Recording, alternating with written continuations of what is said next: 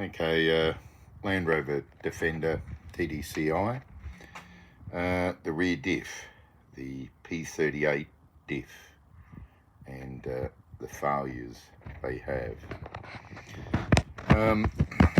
So this is the old diff that I've pulled out. Now I normally quite often just put a bit of what I call makeup. It's just a bit of like paint ochre on there and just have a look at the bite pattern. The sharp side, if you like, used to have a little pointer. I have one that I put paint on. Okay, so this edge here, that sort of sharper edge, that's the drive side, and the big bevel edge is the coast side. The bite pattern's not too bad, but the big problem, I guess, with these diffs is, so you can see this one that I've wiped off the crud, that's all the black. Now that's coming from the crown wheel and pinion, the bearings, the whole thing was just wearing itself away. I honestly believe it's poor preload from the factory, where they're just slapping them together. And that lapping, if you like, of the crown wheel and pinion as a pair occurs when it's in the vehicle. Because I've drained the fluid on these as little as 20,000 Ks when they were brand new, and the diff oil was black. So I believe it's just, that's one of the downsides of that Ford ownership. And I say that because it only really affects these P38 diffs 2007 to 2016. Yet, most TD5 Defenders have got a P38 rear diff as well. Okay, so I think about 2000 onwards. Someone can correct me. So my dad's 130. That's a last model 06. It's got a P38 rear diff. And you know what? He's towed Bobcats, excavators, never blown the diff up. Okay, so it just seems to be, and they don't necessarily, they normally just go whiny, and either on the coast side, where you, as you throttle off, you hear this massive whine, or on the load. So here's a one that I've rebuilt, new crown wheel and pinion, new carrier bearings, new pinion bearings, obviously, if you do the crown wheel, and Ashcroft ATB. Yeah, the bite pattern's all right. What you're sort of looking, this is not a how-to on rebuilding diffs. You're normally looking for a bite pattern somewhere in the center, generally on both sides. Yeah, this one, it's not bad. It's pretty respectable. It feels nice. There's just a little bit of, you probably can't hear it, but there's just a little bit of dunk, dunk, dunk, you know, between the crown wheel and pinions touching each other, just dunk, dunk, dunk.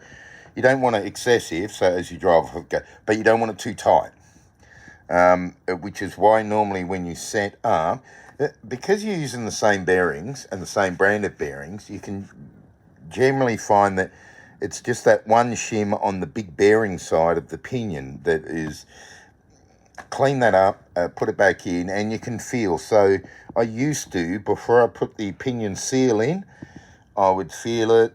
I used to do a lot of that with the darners, feel the resistance, have a look at the bite pattern. Yeah, so a lot of these parts go through my ultrasonic cleaner. Sometimes I just give them a good clean up, and I give the housings a good clean up. in a paint. Make sure this face is always nice and clean and dry. So the part numbers,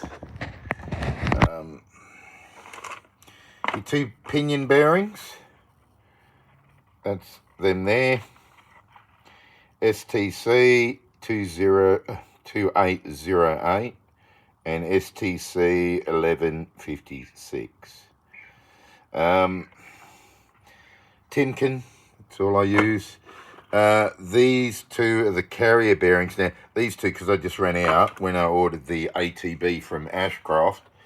I just got the carrier bearing set from Ashcroft, but I may well end up buying my bearings from Ashcroft because... So these are all the carrier bearings. There's your list of all your bearings. Carrier bearings RTC 3895, and you'll find that the Rover front diff lists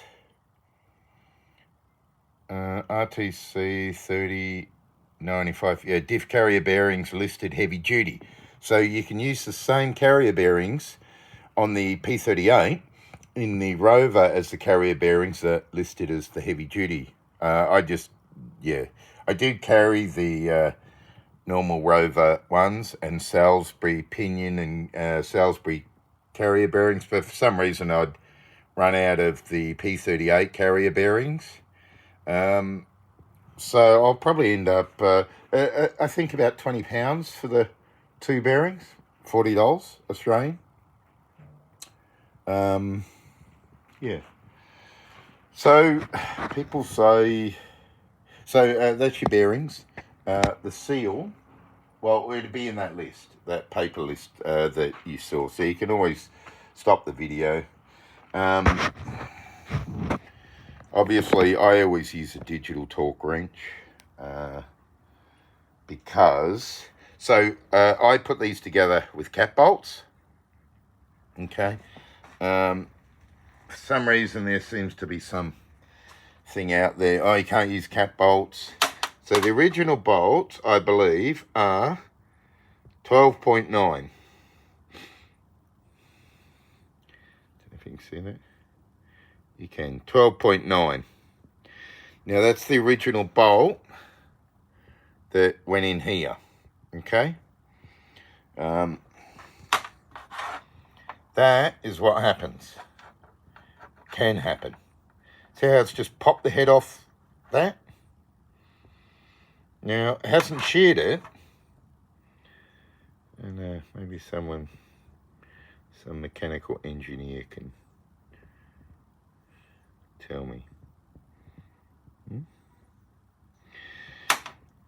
What happens is, if you look at the crown wheel on these, that thickness on a P38, I think even a Rover one is a bit thicker.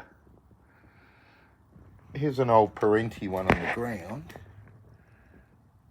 So, picture that in your mind's eye. Yeah, maybe a little bit thinner. But a Salisbury, which is a Dana 60, way thicker. It's probably twice that thickness. So guys will say, oh, upgrade it to a Salisbury. Oh, hub to hub, really? I find that a waste of time and a waste of money. Honestly, the P38 diff, for 99% of us, is fine. Okay? I've got numerous customers that load their Defenders up and tow trailers, and the P38 rear diff has survived. I don't believe you need to do the diff pegging. So the idea of the diff pegging is it stops, I think it runs the opposite side. Someone else can tell me. I know Ashcroft have got a whole thing about it and what it does. It's I believe, to stop the crown wheel from flexing. So crown wheel and pinion are always trying to blow each other apart. They're not a mesh where they're trying to, mesh into each other. They're always trying to.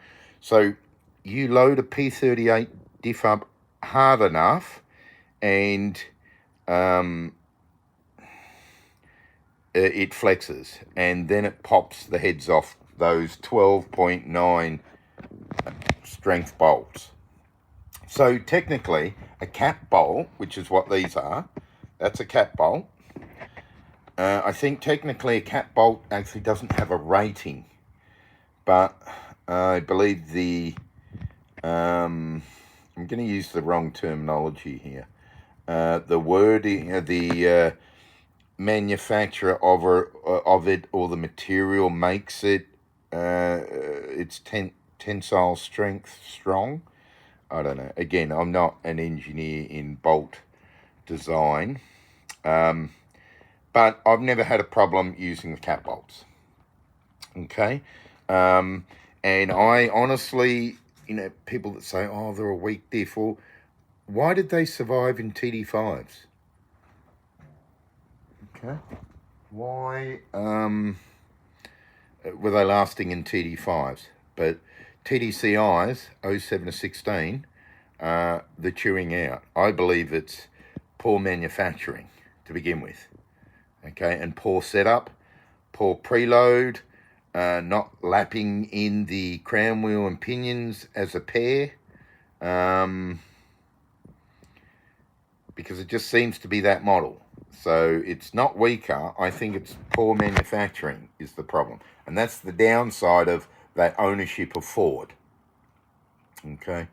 I noticed the ones that have had problems with the P38 diff have been defenders that they do, to be blunt, ones that I've seen come in from Europe, and they've got the whole, literally, kitchen sink, the camper, it's a whole thing on the Defender, and I drive them.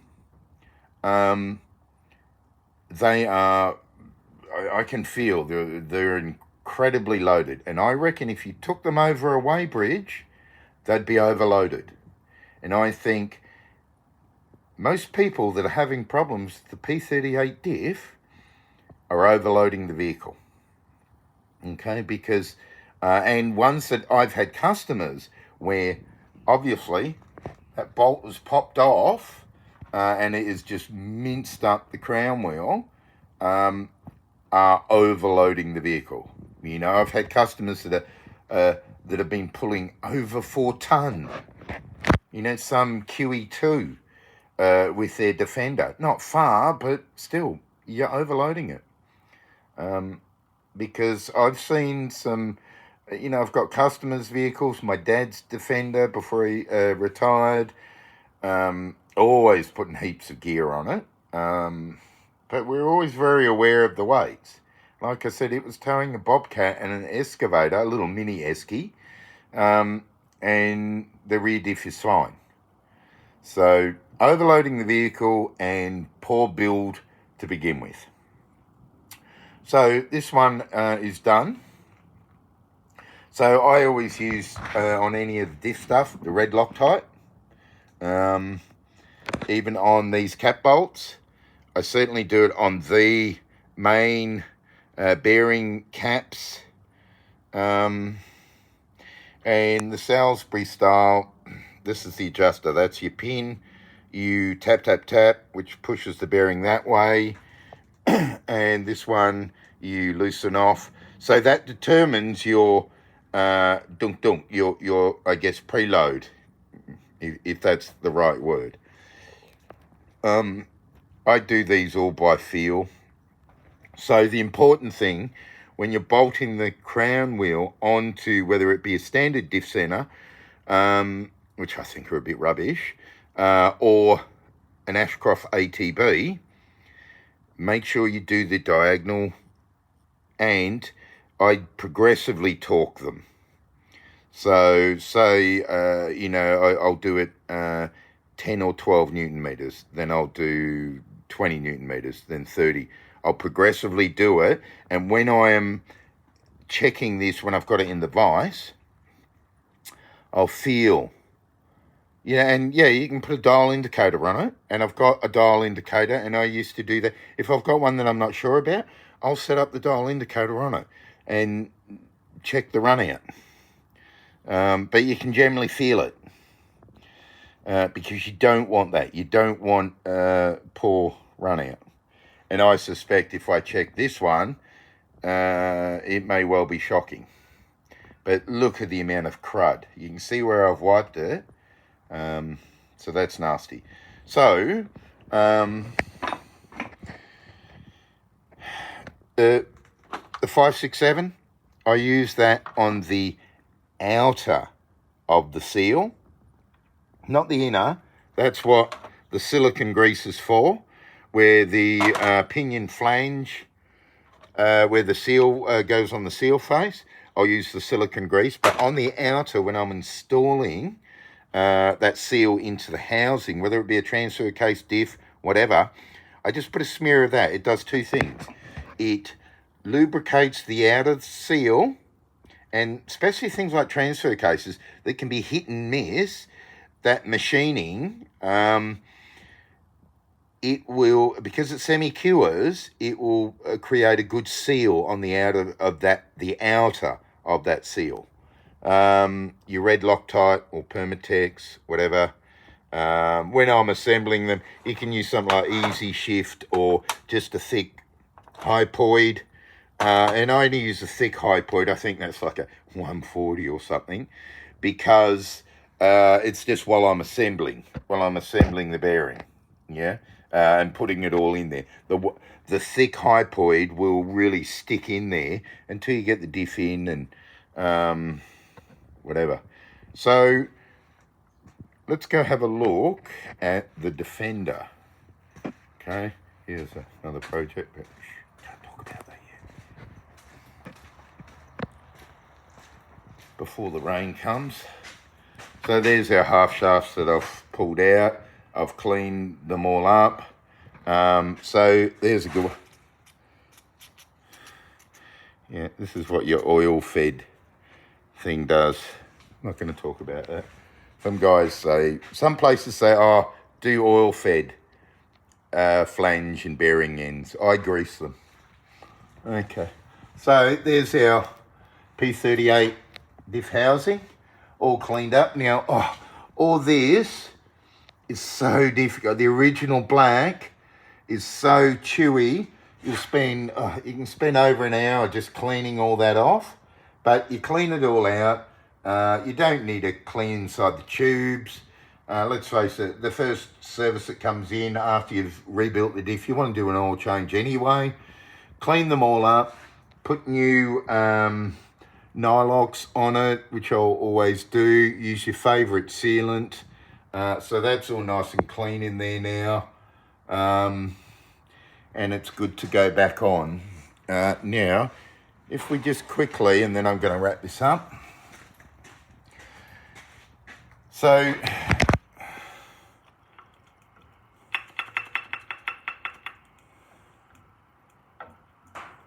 can't really hear it, but there's a little bit in there that's oil fed. I'm going to take that cap off and I'll pack some grease in the cap because I believe grease protects those splines better than oil does. Also, I'll use sealant on that. I'll just run a small bead of sealant on it and put that back. I don't use the Army, are a great one for using. I know there's some other guys that use the paper gasket. I think the paper gasket's total crap. But that's about it. So I'm going to wrap this up, put this diff housing in. I think that's everything. Oh, and I always put back in a magnetic drain plug. At some point, Land Rover decided that magnetic drain plugs were too expensive and they stopped using them. I always put one back in because it's cheap. That's it. Okay. Any questions or whatever, just yell out. Thanks for watching. See ya. Bye.